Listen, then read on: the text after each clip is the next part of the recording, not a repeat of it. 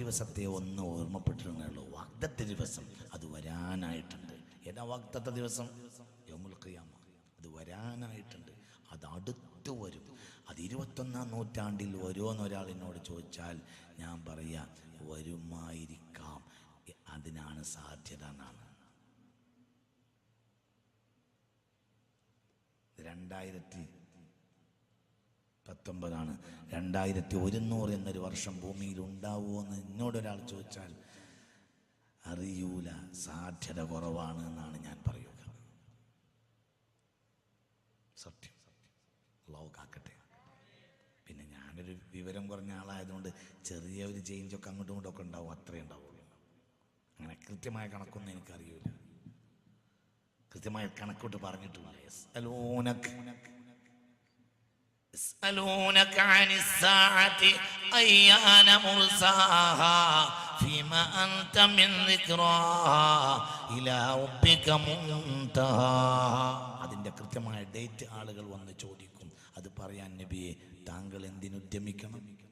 ഇലാ റബ്ബിക മുൻതഹാഹ.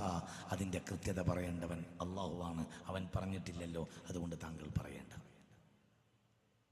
അള്ളാഹു ആ ദിവസം നമ്മളെ രക്ഷപ്പെടുത്തി തരട്ടെ. അതായിട്ടുണ്ട്, അടുത്ത് സംഭവിക്കും. നമ്മുടെ രാജ്യത്ത്, നമ്മുടെ ലോകത്ത് വലിയ മാറ്റങ്ങൾ വരാൻ പോവുകയാണ്. ലോകത്ത് 3-ാം ലോക മഹായുദ്ധം സംഭവിക്കും, യാതൊരു സംശയവും വേണ്ട. അത് സംഭവിച്ചിരിക്കും. ഒരുപക്ഷെ നമ്മുടെ കാലഘട്ടത്തിലെ ഏറ്റവും വലിയ ദുരന്തം 3-ാം ലോക മഹായുദ്ധമായിരിക്കും. അതിൻ്റെ സമയം വളരെ അടുത്ത് പോയിട്ടുണ്ട്. അള്ളാഹു നമ്മളെ കാത്തുരക്ഷിക്കട്ടെ. അതിനെ പറ്റി എന്താ അഭിപ്രായം? അത് ലോകത്ത് ഇന്ന് വരെ കണ്ട യുദ്ധം പോലെയാവുകയില്ല. ഇനി ഒരു യുദ്ധം വരും. ആ യുദ്ധം ലോക ചരിത്രം ഇന്ന് വരെ കാണാത്തൊരു യുദ്ധമായിരിക്കും. മിക്കവാറും ആ യുദ്ധം നമ്മുടെ തന്നെ കാലഘട്ടത്തിലായിരിക്കും. അള്ളാഹു നമ്മളെ കാക്കട്ടെ.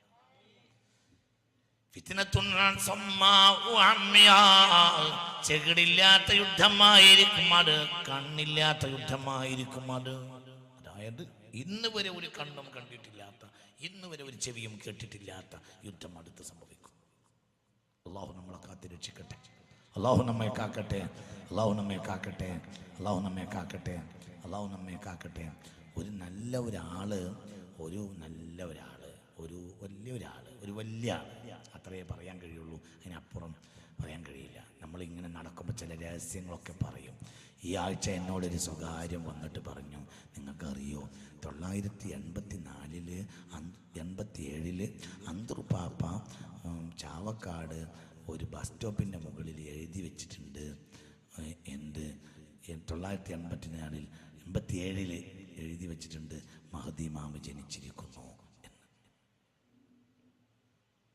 1987 നിങ്ങൾ എൻ്റെ കൂടെ ഇല്ല, മനസ്സിലായോ നിങ്ങൾക്ക്?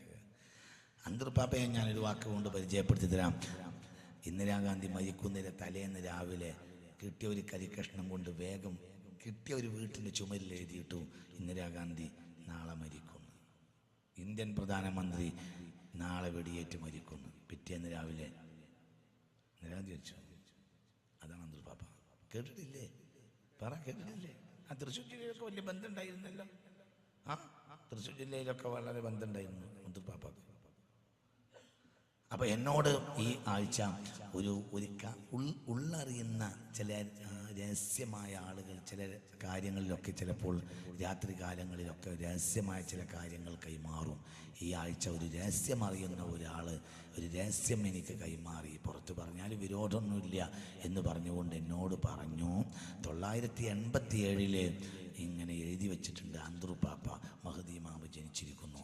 അങ്ങനെ വന്നാൽ മഹദി ഇമാം അന്ന് ജനിച്ചു എന്ന് വെച്ചാൽ തന്നെ 33ാമത്തെ കൊല്ലമായിട്ട് 40 കൊല്ലമായ പുറത്തിറങ്ങുന്നതാണ്. നിങ്ങൾ ഇതിൻ്റെ കൂടെ ഇല്ലേ? മഹദി വന്നാൽ 7ാമത്തെ കൊല്ലം ദജ്ജാൽ വരും. ദജ്ജാൽ വന്നാൽ 40ാമത്തെ ദിവസം ഈസ ഇറങ്ങി വരും എന്ന് മുഹമ്മദ് മുസ്തഫ. Only 40 days. മനസ്സിലായില്ല? മഹദി വന്നാൽ 7ാമത്തെ കൊല്ലം ദജ്ജാൽ വരും. ദജ്ജാൽ വന്നാൽ 40ാമത്തെ ദിവസം ഈസ വാളിഅൻ കഫൈഹി അലാ അജ്നിഹതി മലക്കൈൻ, രണ്ട് മലക്കുകളുടെ ചിറകിന്മേൽ ഇങ്ങനെ ഇറങ്ങും. സയ്യിദുനാ ഈസ ഡമാസ്കസിലാണ് ഇറങ്ങുക. സയ്യിദുനാ ഈസ ഇപ്പോഴും മരിച്ചിട്ടില്ല. ഒന്നാമത്തെ ആകാശത്തുണ്ട് സയ്യിദുനാ ഈസ. ഇറങ്ങി വരും. സയ്യിദുനാ ഈസ ഇറങ്ങി വരും. ദജ്ജാൽ പ്രത്യക്ഷപ്പെട്ടാലേ അറബികളൊക്കെ എവിടെയായി ഇരിക്കും നബിയെ എന്ന് മുത്തുനബിയോട് ചോദിച്ചു. അപ്പൊ മുത്തുനബി പറഞ്ഞു, വല്ല മലയുടെ മുകളിലൊക്കെ ഇരുന്നോട്ടെ അറബികൾ എന്ന് പറഞ്ഞു മുഹമ്മദ് മുസ്തഫ. അപ്പൊ സ്വഹാബികൾ ചോദിച്ചു, മലയുടെ മുകളിൽ പോയിരുന്നാ മതിയാവൂ നബി? അവൻ ഭയങ്കര കുഴപ്പക്കാരനാണ്. ആര്? ദജ്ജാൽ. ദജ്ജാൽ വന്നാൽ അറബികൾ എവിടെ ഇരിക്കും നബി എന്ന് ചോദിച്ചു. അതുപോലെ മലയുടെ മുകളിൽ ഇരുന്നോട്ടെ എന്ന് പറഞ്ഞു മുഹമ്മദ് മുസ്തഫ. അപ്പൊ സ്വഹാബികൾ ചോദിച്ചു, അങ്ങനെ മലയുടെ മുകളിൽ പോയിരുന്നാ മതിയോ നബിയെ? മലയുടെ മുകളൊക്കെ കുറച്ചല്ലേ ഉണ്ടാവൂ, കുറഞ്ഞൊരു മലയുടെ മുകളിൽ ഇരുന്നാൽ ജനം തീരുവോ നബി? അപ്പോൾ ഹബീബിന്റെ മറുപടി, ഇതുഹും ഖലീൽ ഇതുഹും ഖലീൽ ഇതുഹും ഖലീൽ യുഖ്തലു ഫീ സബ്അത്തുൻ ഫീ തിസ്ആ.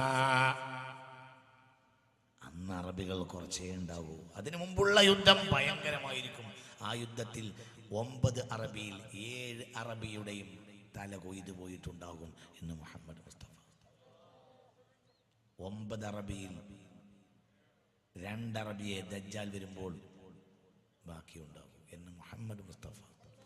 ഈ ഹദീസ് എവിടെയുണ്ട് മുസ്ലിയാരെ? ഇത് അബൂദാവൂദിലുണ്ട്, നസായിലുണ്ട്, ഇബ്നു മാജയിലുണ്ട്, സിയാസിത്തിലുണ്ട്. അള്ളാഹു നമ്മളെ കാക്കട്ടെ. ചിന്തിക്ക്. അപ്പോൾ ഞാനിത് പറഞ്ഞത് അതൊന്നുമല്ല എൻ്റെ വിഷയം. വീണ്ടും തിരിച്ചു വരാം. അതിൻ്റെ സമയമൊക്കെ ഏകദേശം ആയിട്ടുണ്ട്. പിന്നെ അവിടെ 2 വാക്കാ പറയുന്നത്. വിഷയം തിരിച്ചു പോവാ.